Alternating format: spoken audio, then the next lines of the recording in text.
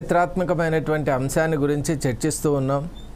ఈ అంశం చారిత్రాత్మకం ఎందుకు అంటే మహిళల విషయంలో ఒక సమాజ నిర్మాణ విషయంలో మన దేశంలో ఎందుకు ఈ విధమైనటువంటి ఆలోచన సరళి ఉంది అని చాలాసార్లు మనసుకు అనిపిస్తూ ఉంటుంది.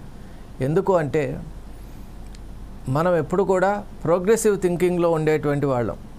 అలాగే మనం ప్రస్తుతం ఆర్టిఫిషియల్ ఇంటెలిజెన్స్ ఏజ్లో ఉన్నాం.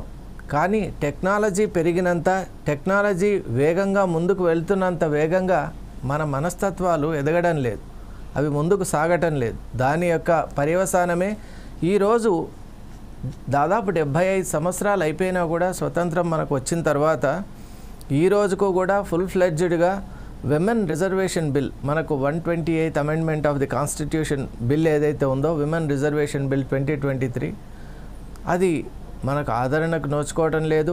అలాగే ముఖ్యంగా మనం పాలిటిక్స్లో ఎక్కడ చూసినా కూడా స్త్రీకి సంబంధించినటువంటి పాత్ర ఇప్పటికి కూడా చాలా తక్కువగా, ఇన్సిగ్నిఫికెంట్గానే ఉంది. అది నిజంగా బాధాకరం.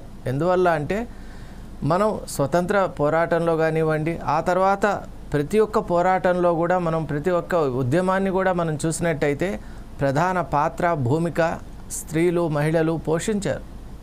అందువల్లే మనం వారి యొక్క సేవల్ని, వారు చేసినటువంటి త్యాగాల్ని ఎప్పుడూ కూడా విస్మరించరాదు. ఈ నేపథ్యంలో ప్రభుత్వాలు నిజంగా ఒక రకంగా మహిళల పట్ల చిన్నచూపు చూస్తున్నాయి. అది దురదృష్టకరం. అందువల్లే ఈరోజు చర్చా కార్యక్రమంలో పెద్దలందరినీ కూడా ఆహ్వానించడం జరిగింది. వారి యొక్క సలహాల్ని, సూచనల్ని, అలాగే స్త్రీకి సంబంధించినటువంటి, మహిళలకు సంబంధించినటువంటి రాజకీయ పాత్ర ఎలా ఉండాలి, వారి యొక్క పాత్ర మెరుగుపరచాలి అంటే, వారి యొక్క పాత్రను విస్తృతి చేయాలి అంటే మనం ఎలాంటి చర్యలు చేపట్టాలి అనేటువంటి అనేకమైన సున్నిత అంశాలు ఉన్నాయి. వాటన్నిటినీ కూడా మనం తెలుసుకుంటూ, చర్చించుకుంటూ ఈ అంశంతో మనం ముందుకు సాగుదామని నేను అనుకుంటున్నాను. థ్యాంక్స్ సుధాకర్ శర్మ గారు. ప్రస్తుతం ఏదైతే ఉన్నదో మనం లలిత దాసోజీ